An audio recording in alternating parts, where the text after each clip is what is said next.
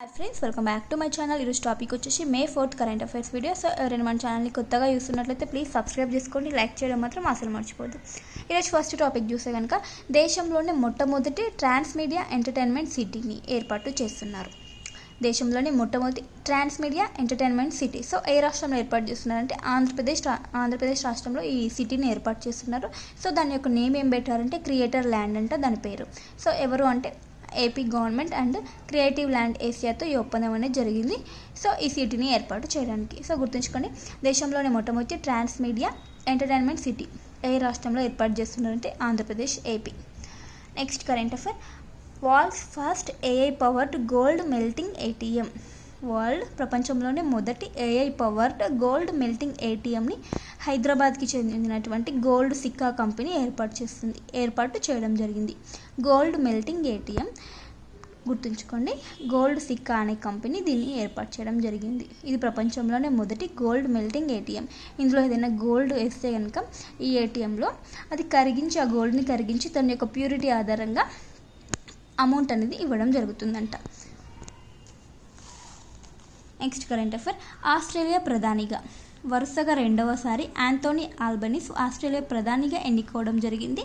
So ఇప్పుడు అధికార party ఏదంటే లేబర్ పార్టీ అధికార పార్టీ, అండ్ ప్రతిపక్ష పార్టీ అపోజిషన్ పార్టీ ఏంటంటే లిబరల్ నేషనల్ పార్టీ ప్రతిపక్ష పార్టీలో ఉంది. సో యాంథోనీ ఆల్బనీస్ వచ్చేసి వరుసగా రెండవసారి ఆస్ట్రేలియా ప్రధానిగా ఎన్నుకోవడం జరిగింది.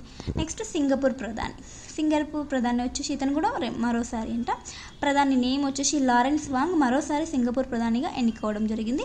ఇతని పార్టీ వచ్చేసి పీపుల్స్ యాక్షన్ పార్టీ వచ్చేసి అధికార పార్టీ. గుర్తుంచుకోండి ప్రధాని ఎవరు అండ్ పార్టీ ఏంటనేది కూడా చాలా ఇంపార్టెంట్. నెక్స్ట్ కరెంట్ అఫైర్, ఆర్థిక మోసాలను అరికట్టడంలో సెబీకి మరియు ఐసిఏఐ అనే సంస్థకి సెబీకి ఈ సంస్థ వచ్చేసి సహాయం చేయడం జరుగుతుంది ఆర్థిక మోసాలను అరికట్టడంలో. ఇక్కడ ఐసిఏఐ అంటే institute of chartered accountants of India. ఈ సంస్థ వచ్చేసి సెక్యూరిటీ ఎక్స్చేంజ్ బోర్డ్ ఆఫ్ ఇండియాకి సహకారం అందిస్తుంది. దేని విషయంలో అంటే ఆర్థిక మోసాలను అరికట్టడంలో. నెక్స్ట్ కరెంట్ అఫైర్ వచ్చేసి ఐఐటి బాంబేకి చెందినటువంటి ఒక స్టార్టప్ సంస్థ AIRTH వచ్చేసి స్టార్టప్ సంస్థ. ఈ సంస్థ వచ్చేసి ఒక టెక్నాలజీని కనుగొనడం జరిగింది. అదేంటంటే ఫిల్ట్రేషన్ టెక్నాలజీ, ఏసీ ఫిల్ట్రేషన్ టెక్నాలజీని అభివృద్ధి చేయడం జరిగింది ఈ AIRTH అనే స్టార్టప్ సంస్థ. సో ఈ సంస్థ ఏంటంటే ఎయిర్ ప్యూరిఫికేషన్కి చెందినటువంటి ఒక టెక్నాలజీ అంట ఈ ఏసీ ఫిల్ట్రేషన్ టెక్నాలజీ. అయితే ఈ టెక్నాలజీ ద్వారా ఏసీ జీవితకాలం అనేది పెరుగుతుంది అండ్ విద్యుత్ కూడా ఆదా అవడం జరుగుతుందంట. సో అలాంటి ఒక టెక్నాలజీని అభివృద్ధి చేసిన ఐఐటి బాంబేకి చెందినటువంటి అనుబంధ సంస్థ అయినటువంటి స్టార్టప్ సంస్థ AIRTH అభివృద్ధి చేయడం జరిగింది. నెక్స్ట్ కరెంట్ అఫైర్ వచ్చేసి VSHO RADS NGలను కొనుగోలు చేయనున్న Bharat. Very short range air defence system new generation. ఈ మిసైల్స్ని భారత్ కొనుగోలు చేయడం జరుగుతుందన్నమాట. అంటే షార్ట్ రేంజ్ సైనికులు ఈజీగా క్యారీ చేసేటువంటి ఒక మిసైల్స్ని భారత్ కొనుగోలు చేయడం జరుగుతుంది. ఎక్కడి నుంచి అంటే రీసెర్చ్ సెంటర్ ఇమారత్, హైదరాబాద్కి చెందినటువంటి DRDOకి చెందినటువంటి ఒక సంస్థ దీన్ని అభివృద్ధి చేయడం జరిగింది. సో వీటిని భారత్ కొనుగోలు చేస్తుందంట సైన్యం కోసం. Next current affair, stratospheric airship platform అనేది ఇది వచ్చేసి మధ్యప్రదేశ్లోని షియోపూర్ కేంద్రంగా ప్రయోగించడం జరిగింది. DRDO దీన్ని విజయవంతంగా పరీక్షించింది అనమాట. స్ట్రాటోస్పియరిక్ ఎయిర్షిప్ ప్లాట్ఫామ్ అనే దాన్ని విజయవంతంగా DRDO పరీక్షించింది. ఎక్కడ కేంద్రంగా అంటే మధ్యప్రదేశ్లోని షియోపూర్ కేంద్రంగా ప్రయోగించడం జరిగింది. సో ఇక్కడ దీన్ని ఎవరు అభివృద్ధి చేశారు ఈ ఎయిర్షిప్ని అంటే ఈ ఎయిర్షిప్ వచ్చేసి పేలోడ్స్ని మోసుకెళ్ళడం జరుగుతుందన్నమాట. సో దీన్ని అభివృద్ధి చేసింది ఎవరంటే aerial delivery research and development establishment, Agra కేంద్రంగా ఉన్నటువంటి ఈ సంస్థ దీన్ని అభివృద్ధి చేయడం జరిగింది. సో ఇది వచ్చేసి భారతదేశం యొక్క సైనిక నిఘా సామర్థ్యాన్ని పెంచడం జరుగుతుందంట ఈ ఎయిర్షిప్, స్ట్రాటోస్పియరిక్ ఎయిర్షిప్ అనేది. నెక్స్ట్ కరెంట్ అఫైర్, యునెస్కో తాత్కాలిక జాబితాకు లక్కుండి దేవాలయాన్ని ప్రతిపాదించడం జరిగిందనమాట. యునెస్కో తాత్కాలిక జాబితాకు కర్ణాటకకు చెందినటువంటి లక్కుండి దేవాలయాన్ని ప్రతిపాదించడం జరిగింది. అంటే తాత్కాలిక జాబితాలో చేర్చుకోవాల్సిందంటూ ఒక ప్రతిపాదనని చెప్పడం జరిగింది. కర్ణాటక ఈ ప్రతిపాదనని చేయడం జరిగిందనమాట. సో ప్రజెంట్ ఇప్పటి వరకు ఎన్ని ఈ తాత్కాలిక జాబితాలో ఉన్నాయి భారత్ నుండి అంటే 62 ప్రదేశాలు తాత్కాలిక జాబితాలో ఉన్నాయి. అయితే ఇప్పుడు లక్కుండి దేవాలయం కూడా ప్రతిపాదించండి అన్నట్లు కర్ణాటక గవర్నమెంట్ తెలపడం జరుగుతుంది. సో ఇక్కడ లక్కుండి దేవాలయం వచ్చేసి కళ్యాణి చాళుక్యుల కాలం నాటి దేవాలయం వేసర శైలిలో ఉంది. నెక్స్ట్ కరెంట్ అఫైర్, పాకిస్తాన్ను FATF గ్రే లిస్ట్లోకి చేర్చాలని భారత్ ప్రయత్నాలు చేస్తుంది. ఇక్కడ ఫస్ట్ FATF అంటే ఏంటంటే ఫైనాన్షియల్ యాక్షన్ టాస్క్ ఫోర్స్, దీని యొక్క ఫుల్ నేమ్. సో ఈ సంస్థ యొక్క ముఖ్య విధి ఏంటంటే ఉగ్రవాదానికి ఆర్థిక వనరులు అండ్ మనీ లాండరింగ్ను ప్రపంచవ్యాప్తంగా పర్యవేక్షిస్తుందన్నమాట. ఉగ్రవాదానికి ఆర్థికంగా ఎలాంటి సహాయాలు అందుతున్నాయి, అట్లాంటి వనరులు ఏవైతున్నాయి వాటిని పర్యవేక్షిస్తుంది అండ్ మనీ లాండరింగ్ని ప్రపంచవ్యాప్తంగా పర్యవేక్షిస్తుంది అనమాట ఈ సంస్థ. అయితే ఇక్కడ గ్రే లిస్ట్ అని చెప్పాను కదా, సో ఈ పాకిస్తాన్ ఆల్రెడీ 2018 నుంచి 22 మధ్యలో ఈ గ్రే లిస్ట్లో ఉందన్నమాట. సో మళ్ళీ ఇప్పుడు భారత్ ఈ పాకిస్తాన్ ఉగ్రవాద చర్యలు చేస్తుందని, సో ఆ కారణంగా మళ్ళీ గ్రే లిస్ట్లో చేర్చాలని ప్రయత్నాలు చేస్తుంది భారత్. అయితే ఇప్పుడు పాకిస్తాన్ ఒకవేళ గ్రే లిస్ట్లో వెళ్తే ఏంటి ఎఫెక్ట్ ఏ విధంగా ఉంటుంది అంటే, ఏదైనా దేశం గ్రే లిస్ట్లో పోయిందంటే అప్పుడు ఆ దేశానికి ఇంకా ఏ సంస్థలు కానీ ప్రపంచవ్యాప్తంగా ఉన్నటువంటి ఏ సంస్థలు కూడా ఎటువంటి ఆర్థిక సహాయం కానీ ఎలాంటి సహాయం కానీ ఆ ఉగ్రవాదానికి రిలేటెడ్ అయిన దేశాలకి సహాయం అనేది అందించడం జరగదనమాట. సో ఆ గ్రే లిస్ట్లో చేర్చాలని భారత్ ప్రయత్నించడం జరుగుతుంది. FATF, ఇక్కడ FATF ఎప్పుడు ప్రారంభించారంటే 1989లో స్థాపించడం జరిగింది. దీని యొక్క హెడ్ క్వార్టర్ వచ్చేసి ప్యారిస్లో ఉంది. పాకిస్తాన్ ఆల్రెడీ 2018 నుంచి 22 మధ్యలో గ్రే లిస్ట్లో ఉంది. మళ్ళీ గ్రే లిస్ట్ నుంచి తొలగించారు. మళ్ళీ ఇప్పుడు దాన్ని గ్రే లిస్ట్లో చేయాలని భారత్ ప్రయత్నాలు చేస్తుంది. Next current affair, world press freedom award. మనం May 3 చూసాం కదా, పత్రికా స్వేచ్ఛా దినోత్సవం అని ప్రపంచవ్యాప్తంగా. సో ఆ రోజుకి సంబంధించి అవార్డు అన్నమాట, వరల్డ్ ప్రెస్ ఫ్రీడమ్ అవార్డు. ఏ సంస్థ ఇస్తుందంటే యునెస్కో ఇస్తుందన్నమాట ఈ అవార్డుని. మరి గ్రహీత ఎవరు ఈ 2025 కంటే, నికరాగ్వా దేశానికి చెందినటువంటి ఒక పత్రిక లా ప్రెన్స్ అనే పత్రిక ఈ వరల్డ్ ప్రెస్ ఫ్రీడమ్ అవార్డు గ్రహీత 2025 ఇయర్కి గాను. నెక్స్ట్ కరెంట్ అఫైర్, దేశంలోనే తొలిసారి షిప్ బిల్డింగ్, రిపేర్, రీసైక్లింగ్ పాలసీని ఏ రాష్ట్రం అమలు చేస్తుంది? భారతదేశంలోనే మొదటిసారి ఒక పాలసీని, ఎలాంటి policy, ship building, repair, recycling policy ఏ రాష్ట్రం అమలు చేస్తుందంటే మహారాష్ట్ర ప్రభుత్వం.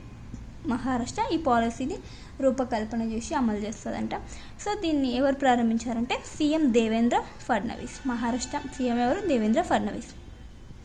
నెక్స్ట్ కరెంట్ అఫైర్, ప్రపంచపు తొలి ఎనర్జీ ట్రాన్స్మిషన్ గార్డెన్ తెలంగాణలో ఏర్పాటు చేశారు. ప్రపంచంలోని తొలి ఎనర్జీ ట్రాన్స్మిషన్ గార్డెన్ ఎక్కడ? తెలంగాణ రాష్ట్రంలోని హైదరాబాద్లో ఉన్నటువంటి కన్హా శాంతివనంలో ఉంది ప్రపంచపు తొలి ఎనర్జీ ట్రాన్స్మిషన్ గార్డెన్. దీన్ని వచ్చేసి గవర్నర్ జిష్ణుదేవ్ వర్మ గారు ప్రారంభించారు, తెలంగాణ గవర్నర్. సో బాపూజీ మహారాజ్ అయినటువంటి 125వ జయంతి ఉత్సవాల్లో భాగంగా దీన్ని ప్రారంభించడం జరిగింది. ఇందులో ఈ గార్డెన్లో వచ్చేసి 40 రకాల ఔషధ మొక్కలు ఉన్నాయంట ఈ కన్హా శాంతివనంలో. నెక్స్ట్ కరెంట్ అఫైర్, హిమోఫిలియా అనే వ్యాధికి సంబంధించినటువంటి ఒక పరీక్ష. అదేంటంటే భారత్ తొలి జీన్ థెరపీ మానవ పరీక్ష విజయవంతంగా అవ్వడం జరిగింది. తొలి జీన్ థెరపీ మానవ పరీక్ష విజయవంతమైంది. సో ఈ పరీక్షను ఎవరు సంయుక్తంగా చేపట్టారంటే BRIS ఇన్స్టెమ్, బెంగళూరు కేంద్రంగా ఉన్నటువంటి బ్రిక్ ఇన్స్టెమ్ అనే సంస్థ, మరియు క్రిస్టియన్ మెడికల్ కాలేజ్, వెల్లూరు కేంద్రంగా ఉన్నటువంటి క్రిస్టియన్ మెడికల్ కాలేజ్ రెండు సంయుక్తంగా ఈ పరీక్షని చేపట్టడం జరిగింది. సో ఆ పరీక్ష అనేది విజయవంతం అవడం జరిగింది. సో ఇక్కడ హిమోఫిలియా అనే వ్యాధితో బాధపడే వారు ఎలాంటి ఫేస్ చేస్తారంటే, జన్యులోపం కారణంగా రక్త గడ్డ కట్టదన్నమాట.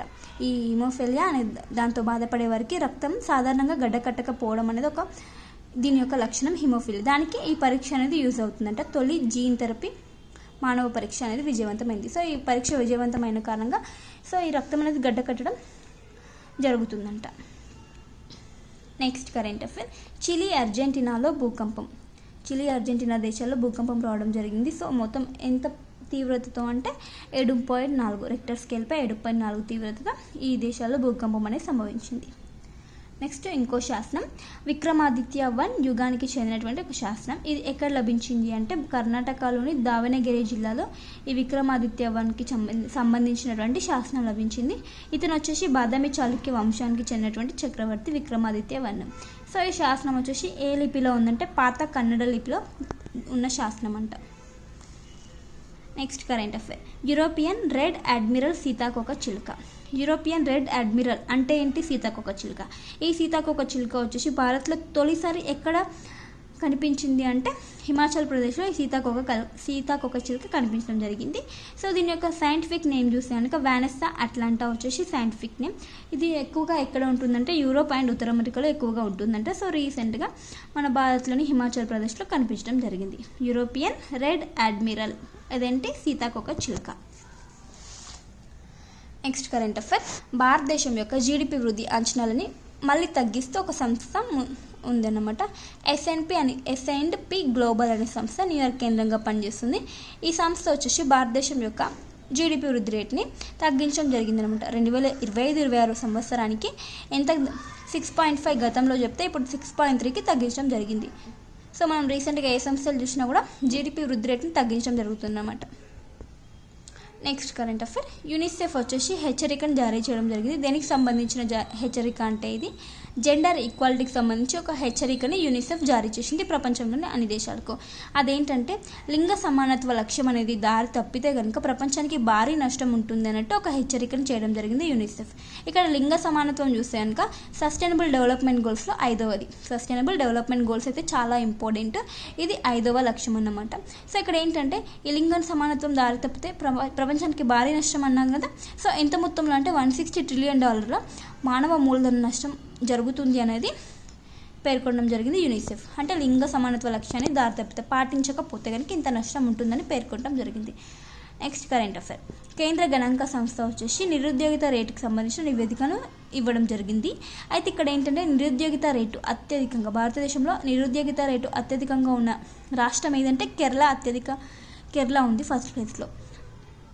కేరళలో వచ్చేసి నిరుద్యోగిత రేటు 29.9%లో ఉంది. సెకండ్ ప్లేస్లో పంజాబ్, థర్డ్ ప్లేస్లో వచ్చేసి ఏపీ, ఫోర్త్ ప్లేస్లో వచ్చేసి తెలంగాణ, ఫిఫ్త్ ప్లేస్లో వచ్చేసి తమిళనాడు ఉన్నాయి. సో ఇక్కడ చూస్తే కనుక దక్షిణాది రాష్ట్రాలలోనే ఎక్కువగా నిరుద్యోగిత రేట్ అనేది కనిపిస్తూ ఉంది.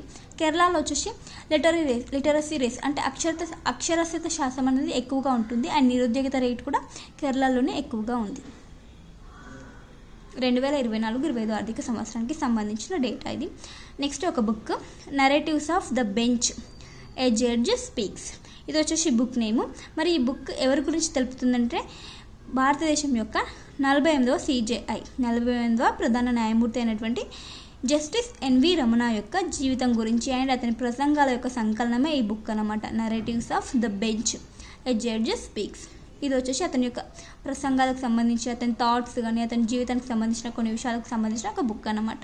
సో ఈ బుక్ను వచ్చేసి May 7న రిలీజ్ చేయబోతున్నారంట. ఇతను వచ్చేసి 48వ చీఫ్ జస్టిస్ ఆఫ్ ఇండియా.